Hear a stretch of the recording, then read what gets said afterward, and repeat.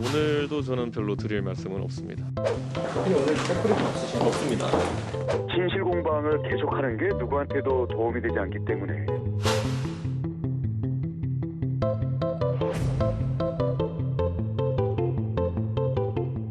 당내가 시끄러운데 또 그 언론에서 제가 접한 거지만 내부 캠프 측에 항구령도 내렸다. 그래서 주의하라라는 말씀하셨다고 하는데요. 이준석 대표와 관계가 껄끄러웠는데 원희룡 후보가 대리전 윤석열 후보 입장에서 보자면 대리전을 치르고 있으니까 흔히 하는 말로 손 안 대고 코가 풀리는 중이니까 가만히 있어야죠.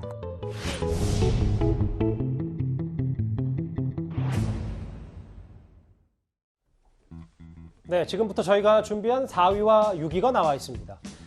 국민의힘 이준석 대표와 원희룡 전 지사의 전화 녹취 진실 게임이 사실상 휴전 상태에 접어들었습니다. 그럼에도 이준석 대표의 자동 녹음 논란은 여전히 남아 있습니다. 이준석 대표는 파문이 확산되고 제가 긴급 기자회견을 공지하자 어젯밤에 통화한 녹취록을 일부 공개했습니다. 저와 통화한 것을 녹음했기 때문에 녹취록이 있는 것이겠죠. 녹취록의 전부에 관해서 말이 엇갈리지만 이런 논란이 있는 것 자체가 대단히 부적절한 일이라고 생각합니다. 자동 녹음 앱을 깔아놔서 저절로 녹음이 된다고 했는데 그 자체가 바람직하지 않죠. 개인 간에도 그런데 정치인이고 당대표인데. 최근 침묵을 지키던 이준석 대표가 오늘 할 언론과 인터뷰를 했는데 본인의 휴대전화 기본 기능이라 별 생각 없이 써왔고 앞으로 그 기능을 꺼놓으려 한다. 그리고 뭐 다른 핸드폰, 저희가 특정 상품을 거론하지는 않겠습니다만 통화 녹취가 안 되는 휴대전화를 살까 하는 생각도 있다. 이렇게 얘기를 했습니다. 글쎄 저하고 세대가 달라서 그런지 모르겠지만 저는 그 기능이 있는지 이번에 처음으로 봤거든요. 그러니까 차마 자동 녹음이라는 앱을 그냥 별 생각 없이 쓴다? 글쎄 저는 좀 이해하기 힘듭니다. 세대 차이가 있는지는 모르겠지만요. 그러니까 최근에 폰을 바꾸겠다고 이야기를 하는 것인데 저는 이번 사태를 보면서 결국 두 사람 다 어떤 패배자다 이런 생각이 들어요. 이 대표 원전지사 그렇죠. 둘 다요. 왜냐하면 이준석 대표는 정치인의 가장 중요한 덕목이 뭐겠습니까? 정치인으로 사는 게 중요한 덕목이 저는 신뢰라고 보는 거거든요. 정치인이 신뢰를 잃으면요 사실 정치할 수가 없습니다.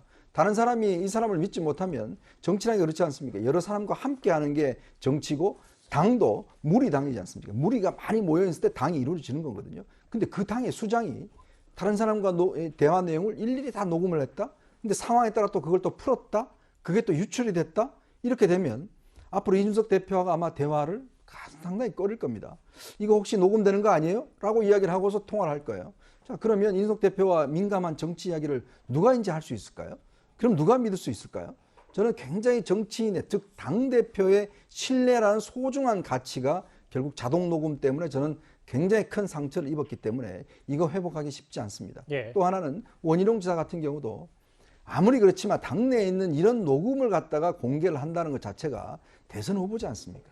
같은 당이잖아요. 근데 그까지 해서 이렇게 논란을 일으킬 필요가 있었느냐에 대한 문제를 지적하는 거예요. 즉, 당 전체가 보면 아니 국민의힘이 저거밖에 안 돼? 라고 하는 지금 국민들의 지금 의혹에 지금 여러 가지 비난에 있는 거 아니겠습니까? 아니 이 녹음이나 까고 말이지 이런 식으로 정치하나? 라고 하는 게 사실은 이제 국민들이 정권 교체를 바라고 좀 더 민주당과 좀 다르게 좀 해줬으면 좋겠다는 게 국민들의 바람일 텐데. 그러니까 보수 야권 지지자들입니다. 그렇죠. 우리가 예. 앞에 보는 듯이 여당은 저렇게 하는데 야당은 녹음이나 까고 이렇게 돼버리면 이거는요 상당히 어떤 정치에 대한 회의감들이 많이 들어버릴 수밖에 없습니다. 즉 본인들의 어떤 경쟁에서 조금의 지명도가 높아질지 모르겠지만 예. 가장 정치의 근본인 신뢰와 정직에 있어만큼은 모두 가치를 상당히 잃었다. 저는 그렇게 평가합니다. 이 의원님이 세대 차이 말씀을 하셨는데 네. 아까 전화할표는 이렇게 했잖아요. 요즘 세대는 그렇게 안 하고 이렇게 한다. 죄송합니다. 그래, 세대 차이가. 자, 웃자고 한 얘기입니다. 구정처장. 네.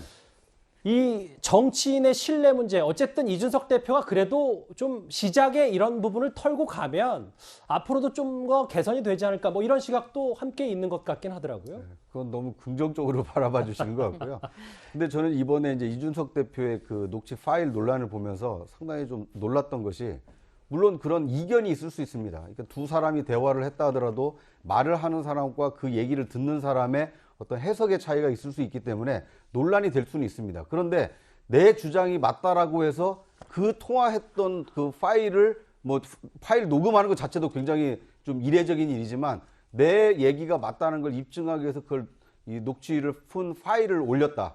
특히 그 누구나 볼 수 있는 이 그 SNS에.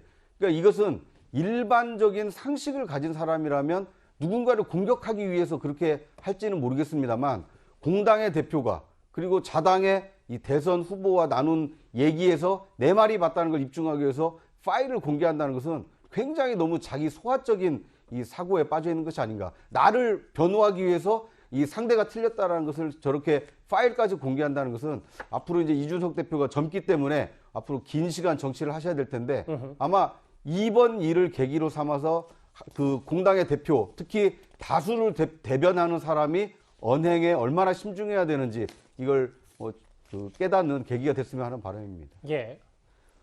핸드폰 뭐 바꿀 계획도 있다고 하니까요. 이준석 대표가 이런 인터뷰까지 했습니다.